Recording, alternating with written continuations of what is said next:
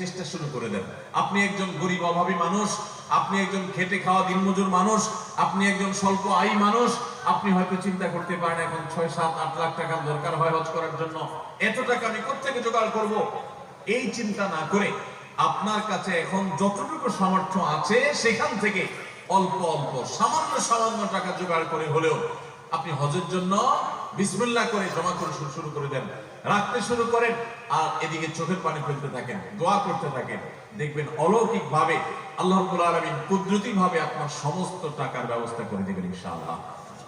ভাইরা আমার, ইসলামের 5টি স্তম্ভের মধ্যে থেকে এই স্তম্ভটা অত্যন্ত গুরুত্বপূর্ণ, অত্যন্ত গুরুত্বপূর্ণ। নামাজের মধ্যে শারীরিক ইবাদত আছে, রোজার মধ্যে শারীরিক ইবাদত আছে। ঈমান আনতে কোনো অর্থ দরকার হয় না, শারীরিক ইবাদত ঈমান আনাটাও শারীরিক বিষয়। অন্তরের বিশ্বাস আর মুখের উচ্চারণ, অঙ্গ প্রত্যঙ্গ দ্বারা সম্পাদন ঈমানের রূপক। কিন্তু হজ এমন একটা ইবাদত যেটা ঈমান, নামাজ, যাকাত, রোজা এগুলোর মতো না যে শারীরিকভাবে শুধু ইবাদত করতে হয় বা আর্থিকভাবে। যাকাতের জন্য শুধু অর্থ দরকার হয়, শারীরিক কায়িক পরিশ্রম দরকার হয় না। হজ এমন একটা ইবাদত এখানে আপনার শারীরিক পরিশ্রম লাগে, আবার অর্থ ব্যয় করা লাগে। আপনার কোনো বন্ধুকে আপনি ভালোবাসেন, সেটা জাহির করার জন্য টাকা আছে প্রচুর, আপনার হাতে সময় নেই, ব্যস্ত মানুষ, ব্যবসায়ী মানুষ, তো অনেক সময় আপনি তাকে বলেন দোস্ত লাগলে টাকা নিয়ে যাও, সময় আমি দিতে পারবো। আবার অনেক সময় দেখা যায় আপনি গরিব মানুষ, বন্ধুর জন্য আপনি সময় দিয়ে উপকার করতে পারেন কিন্তু টাকা দিতে পারেন না, কারণ আপনি গরিব মানুষ। কিন্তু যদি কখনো বন্ধুর জন্য আপনি শারীরিক ইবাদত, শারীরিক উপকারিতা সময় দিয়ে আপনি তাকে উপকার করতে পারেন, আবার অর্থ দিয়ে উপকার করতে পারেন, এই জিনিসটা আপনার জন্য যেরকম ভালো লাগে কাজ করবে, সত্যিকারের বন্ধুর পরিচয় আপনি দিতে পারবেন। ঠিক একই ভাবে আল্লাহর ইবাদত যেগুলোতে অর্থ লাগে না, শুধু শারীরিক ইবাদত করা যায়, অনেকেই করতে পারে। আবার কিছু ইবাদত আছে যেগুলা আর্থিক ইবাদত, বড় লোকরা যাকাত দিতে পারে, দান করতে পারে, কিন্তু নামাজ পড়ার সময় পায় না। কিন্তু যাকাত এমন একটা হজ এমন একটা ইবাদত যেখানে দুইটারই সমন্বয় আছে। এই জন্য হজের এই ইবাদত সম্পর্কে নবী করিম সাল্লাল্লাহু আলাইহি ওয়াসাল্লামের অনেকগুলো হাদিস রয়েছে, অনেকগুলো ফজিলত এবং মর্যাদাপূর্ণ বর্ণনা আমরা দেখি। এর ভিতরে একটা হাদিস হলো যেটা আমি পড়লাম, মান হাজ্জা ফালাম ইয়ারফুস ওয়ালাম ইয়াফসুক, যে ব্যক্তি বাইতুল্লাহর হজ করলো, সেখানে কোনো পাপাচার লিপ্ত হলো না, কোনো গুনাহের কাজে লিপ্ত হলো না, নারী গতিতে কোনো অপরাধে লিপ্ত হলো না, তাহলে সে ব্যক্তি হজ করে যখন ফিরে আসে, ফ্রেশ হজ করতে পারলে, ত্রুটিমুক্ত হজ করতে পারলে, মায়ের পেট থেকে ভূমিষ্ঠ হওয়া সদ্য নবজাতক শিশুর মতো নিষ্পাপ হয়ে সে ফিরে আসে। অন্য হাদিসে নবী সাল্লাল্লাহু আলাইহি ওয়াসাল্লাম বলেছেন, আল হাজ্জুল মাবরুর লাইসা লাহুল জাযাউ ইল্লাল জান্নাহ, একটি ভালো হজ, যে হজ ত্রুটিমুক্ত, যে হজ বিভিন্ন আমল দ্বারা পরিপূর্ণ, এরকম একটা হজের বিনিময় আল্লাহর কাছে জান্নাত ছাড়া আর কিছুই নয়। এর বিপরীতে ওমর রাদিয়াল্লাহু তাআলা আনহু একটি বর্ণনা রয়েছে, যদি কেউ হজ করার সামর্থ্য রাখে অথচ সে হজ করলো না, তাহলে সে ইহুদি হয়ে কিংবা খ্রিস্টান হয়ে কিংবা অন্য ধর্মাবলম্বী মানুষ হয়ে বেঈমান হয়ে মারা যায়, এতে আল্লাহ বা তার রাসূলের কিছু যায় আসে না। অত্যন্ত ভয়াবহ সতর্কবাণী। এই জন্য ভাইরা আমার, আমাদের সমাজে অনেক মানুষ আছেন যাদের হজ ফরজ হয়ে গেছে, তারা হজকে বিলম্ব করেন। কেন বিলম্ব করেন? একসময় আমরা শুনতাম যে মেয়ে বিয়ে দেওয়া ছাড়া হজ করা যায় না, অথচ এগুলো ভিত্তিহীন কথা। আপনার হজ করার মতো সামর্থ্য হয়ে গেছে, বিয়ে উপযুক্ত মেয়ে আছে, হয়তো তার বিয়ে হয় নাই, আরো 2 বছর দেরি হবে, কখন হবে আল্লাহ ভালো জানে, আপনি তার জন্য অপেক্ষা করবেন না, দ্রুততার সাথে আপনি হজে চলে যাবেন। ঠিক একই ভাবে অনেকে মনে করেন যে জোয়ান বয়সে হজ করা যায় না। কেন জোয়ান বয়সে হজ করা যায় না? কারণ জোয়ান বয়সে হজ করে ফেললে, এত সকাল আমরা ভালো হয়ে গেলে, হজ করে গেলে, অনেকে মনে করে হজ করে ফেললে আর আকাম কুকাম করা যায় না, খারাপ কাজ করা যায় না। তো আগে ভাগে হজ করে ফেললে ব্যবসা বাণিজ্য করতে গিয়ে, চাকরি বাকরি করতে গিয়ে ঘুষ, দুর্নীতি, 2 নম্বরই কাজ কেমনে করবো? এই জন্য হজ বুড়া বয়সে করে, যে সমস্ত অপকর্ম করে শেষ করে, 2 নম্বরই কাজ সব করে শেষ করে, এরপরে বুড়া বয়সে যখন ফেরেশতা হওয়ার নিয়ত করবো, তখন যে মক্কা যে একটা হজ করে এসা একেবারে লম্বা দাড়ি, টুপি, রুমাল, জুব্বা লাগায়া তাসবিহ হাতে নিয়ে মসজিদে বসে আমরা ফেরেশতা হয়ে যাব। এইরকম অনেক মানুষ নিয়ত করে কি করে না? আমার প্রশ্ন হলো, হজ করলে আর অপকর্ম, খারাপ কাজ, আকাম কুকাম করা যাবে না, কে বলছে আপনাকে? কোথায় পাইছেন? আমি তো কোথাও পাই নাই। কোরআন হাদিসে কোথাও লেখা নাই যে হজ করলে আর আকাম কুকাম করা যাবে না। অপকর্ম, খারাপ কাজ, এগুলো হজ করলেও করা যাবে না, হজ না করলেও। অপকর্মের সাথে হজের কোনো সম্পর্ক নেই। হজ না করলে কি গুনাহের কাজ করা যাবে নাকি? সর্বাবস্থায় করা যাবে না। এই জন্য ভাই, শয়তান আমাদেরকে নানাভাবে আমাদের হজকে বিলম্বিত করে। যারা হজে গেছেন তারা জানেন, মক্কা মদিনায় শুধুমাত্র বাংলাদেশি আর কিছু ইন্ডিয়ান হাজি দেখা যায় যে তারা বুড়ো বয়সে হজ করতে গেছে। পৃথিবীর কোন দেশে এত বৃদ্ধ হাজি দেখা যায় না যত বৃদ্ধ হাজি দেখা যায় এই বাংলাদেশে। সারা পৃথিবীর মানুষদেরকে দেখবেন হজ করতে আসছে, তারা ইয়াং বয়সে হজ করতে আসে। আর বাংলাদেশে সবাই যায় কোন বয়সে? বুড়ো বয়স। সরকারি চাকরি করে ঘুষ, দুর্নীতি, চুরি, ডাকাতি সব শেষ করে এরপরে রিটায়ারমেন্টের পরে উনি যায় সেখান থেকে সিল মারায় ফেরেশতা হওয়ার জন্য। সারা জীবনের কালো টাকা সব সাদা করার জন্য যান। একবার না 50 বারও যদি হজ করেন তো সারা জীবনের দুর্নীতি করে কামানো টাকা একটা টাকাও আল্লাহর কাছে হালাল হবে না, সাদা হবে। এই জন্য হজকে বিলম্ব করবেন না। নবী আলাইহিস সালাম বলেছেন, তোমরা বাদির ইলাল হজ, দ্রুততার সাথে হজ করে শেষ করো।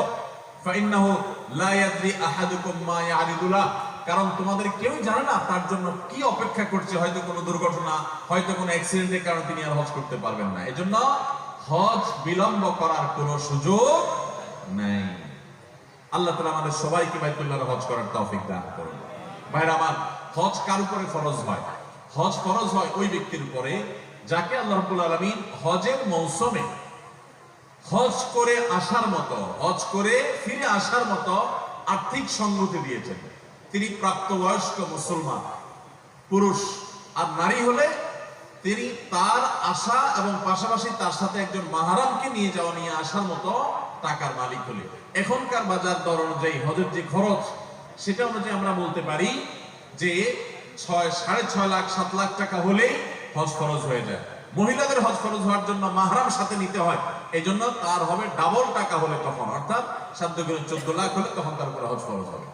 কিন্তু এখানে একটা সূক্ষ্ম বিষয় আছে, সেটা হলো আজ থেকে ধরেন 10 বছর 15 বছর আগে যখন 2.5 লাখ 3 লাখ 4 লাখ টাকায়ও হজ করা যেত, বা আরো কম টাকা হজ করা যেত এক সময়, ওই সময় আপনার কাছে সেরকম টাকা আসছে কিন্তু আপনি করেন নাই, করছি বলে পিছাইছেন, এখন 7-8 লাখ টাকা হয়ে গেছে, তাইলে হজ মাফ নাই, হজ ফরজ হয়ে গেছে।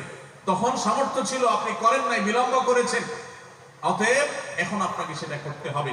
এই যে বিলম্ব করেছেন এর জন্য আপনি গুনাহগার হবেন এবং আপনাকে যে কোনো মূল্যে এখন হজ করতে হবে। আর যদি কেউ ঋণগ্রস্ত থাকে তাহলে তার যে টাকা তার কাছে আছে, ঋণটা যদি হয় নগদ আদায়যোগ্য ঋণ, এমন ঋণ না যেটা দীর্ঘমেয়াদে পরিশোধযোগ্য, যেমন মোহরের টাকা ঋণ আছেন স্ত্রীর কাছে, অথবা কিস্তিতে কোনো কিছু নিয়েছেন মাসে মাসে দিচ্ছেন, এটা দীর্ঘমেয়াদে আদায়যোগ্য বিষয়, এরকম না। বরং আপনার কারো কাছে ধার দেনা আছে যেটা এখনই দেওয়া কর্তব্য, দেওয়া উচিত, এদিকে আপনার কাছে টাকা আছে, তাহলে যে টাকা আছে এটা দিয়ে দেনা শোধ করার পর যদি টাকা থাকে হজ করার মতো তাহলে ফরজ, আর না থাকলে তখন ফরজ না। আমার দেশে অনেকে আবার হজ করে, উমরা করে, কিন্তু ফরজ ধার দেনা দেওয়ার খবর রাখে না। আল্লাহ তাআলা আমাদেরকে ইসলামকে সঠিকভাবে বুঝা এবং মানার তৌফিক দান করুন। ভাইরা আমার, হজের এই ইবাদতের ফজিলত এবং মর্যাদা নিয়ে অনেক কথাই বলা যায়, কিন্তু আমাদের হাতে খুবই সময় কম। শুধুমাত্র আমরা এটুকু আরজ করলাম যে ইসলামের এই গুরুত্বপূর্ণ রোকন, এই স্তম্ভ, এটা জীবনে একবার হলো আদায় করবেন। আর যাদের তৌফিক আছে তারা বারবার এই হজের ইবাদতটি, এই হজের কাজটি সম্পাদন করবেন। আল্লাহ আমাদের সবাইকে বাইতুল্লাহর হজ একবার নয় বারবার করে দুনিয়া থেকে যাওয়ার তৌফিক নসিব করুন। সবাই চেষ্টা করবো তো ইনশাআল্লাহ, সবাই নিয়ত করবো তো ইনশাআল্লাহ। অনেকে আছেন নিজের টাকা পয়সা হওয়ার পর তিনি হজ করার জন্য অপেক্ষা করেন। কিসের জন্য অপেক্ষা? যে বাবারে আগে হজ করাবো, মাকে আগে হজ করাবো, তারপর আমি নিজে হজ করবো। তো এই যে মা বা বাবাকে হজ করায় তারপর নিজে হজ করবো, এটা হলো একটা ভুল চিন্তা। কারণ হজের সাথে বাবা মাকে হজ, নিজের হজের সাথে বাবা মাকে হজ করার কোনো সম্পর্ক নেই। আমাদের দেশে মানুষ অনেকে মনে করে যে আমি যদি হজ করে ফেলি তাহলে বাবা মা মনে কষ্ট পাবে। অনেক মুরব্বীরা আছেন যে তারা আসলেই মনে কষ্ট পান, মনে করেন যে ছেলেটা বেয়াদব, যে সে আমাকে হজ না করে আর তার মাকে হজ না করে নিজে হজ করতে গেছে। এটা আমাদের কুসংস্কারাচ্ছন্ন বিশ্বাস, ভুল ধারণা। আপনার হজের সাথে আপনার বাবা মায়ের হজের কোনো সম্পর্ক না, যে বাবা মাকে আগে হজ করাইতে হবে, কোনো জরুরি না। হজ এটা একটা এমন ইবাদত যেটার সাথে অর্থের সম্পর্ক। বাবা মার অর্থ করি নাই, তাদের হজ করার মতো টাকা পয়সা নাই, সামর্থ্য নাই, তাদের উপর হজ ফরজ না। আপনার টাকা হয়েছে, আপনার উপরে ফরজ হয়ে গেছে। এখন আপনি যদি বাবা মাকে করান, নফল হবে সেটা আপনার জন্য এবং তার জন্য, কিন্তু আপনারটা করা ফরজ। ফরজ বাদ দিয়ে নফল করলে তাতে সওয়াবের পরিবর্তে গুনাহ হওয়ার আশঙ্কা আছে। মুরব্বীরা যারা ভুল বুঝেন, ছেলেদের উপরে মনে কষ্ট পান, অযথাই তাদেরকে বদদোয়া করেন এবং তাদেরকে এটা নিয়ে চাপে রাখেন যে বাবা মা বাবারে হজ না করে তুমি কি বাবা আগে হজ করো। এগুলো আপনাদের ভুল। সন্তানের টাকা হয়ে গেছে, সে হজ করতে যাবে। হ্যাঁ, যদি আল্লাহ তাকে এত বেশি টাকা দেয় যে সে নিজেও হজ করতে পারে, বাবা মাকেও সাথে নিতে পারে, তাহলে তো শোনার উপর সোহাগা, খুবই ভালো কথা, সেটা অনেক উত্তম কাজ। কিন্তু মাত্র একজন টাকা হজ করার মতো টাকা ছেলের কাছে হয়েছে, তাহলে এখন ছেলের উপরে হজ ফরজ, বাবা মা নয়, বরং তিনি নিজের হজ করবেন এবং বাবা মার জন্য দোয়া করবেন, চেষ্টা করবেন পরবর্তীতে তাদেরকে নেওয়া। আল্লাহ তাআলা আমাদের সবাইকে বাইতুল্লাহর হজ এটাকে সঠিকভাবে যথাযথভাবে আদায় করার তৌফিক দান করুন। যারা হজে যাচ্ছেন বা যাবেন, আপনাদের প্রতি আমার একটা অনুরোধ, সেটা হলো হজে যাওয়ার আগে পর্যাপ্ত প্রশিক্ষণ নেবেন, পড়াশোনা করবেন, হজ সম্পর্কে ভালো করে জ্ঞান অর্জন করবেন, তারপরে হজের যাত্রা শুরু করবেন। কারণ হজ এমন একটা ইবাদত যে এই ইবাদত জীবনে যেহেতু একবার ফরজ হয়, একবার করতে গিয়ে দেখা যায় যে সঠিকভাবে করা সম্ভব হয় না। দিনে যা বারবার করা হয় 5 ওয়াক্ত নামাজ, সেজন্য এটা আমাদের ভুল হয় কম, কিন্তু হজ যেতে একবার করা লাগে ভুল হয়ে যায়, আবার জীবনে কখনো সুযোগ নাও হতে পারে। এই জন্য নির্ভুলভাবে হজ করার জন্য যথাযথ প্রশিক্ষণ দরকার, ভালো করে শেখা দরকার। আমরা সুন্নাহ ফাউন্ডেশন থেকে গত বছর হাজিদেরকে প্রশিক্ষণ দিয়েছিলাম বিনামূল্যে।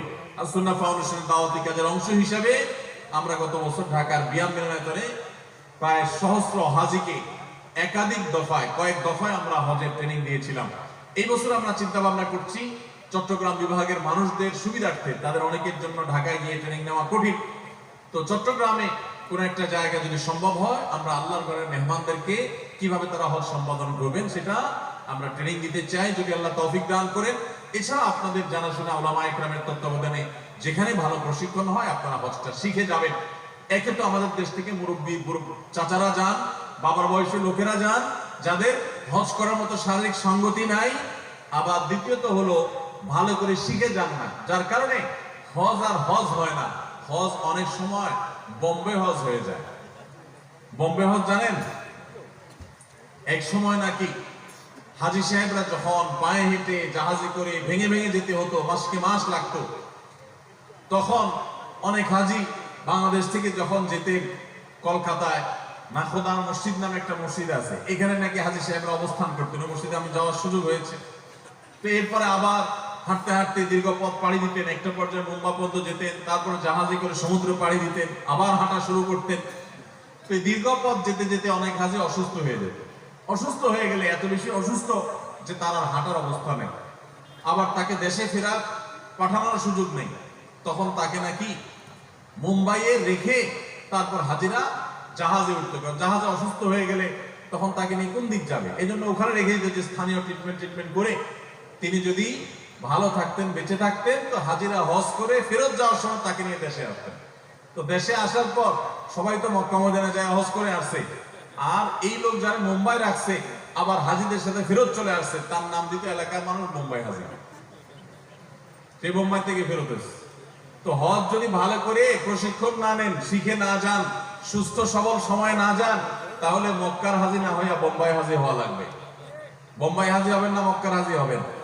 আল্লাহ তাআলা আমাদের সবাইকে সঠিকভাবে বাইতুল্লাহর হজ সম্পাদন করার তৌফিক দান করুন।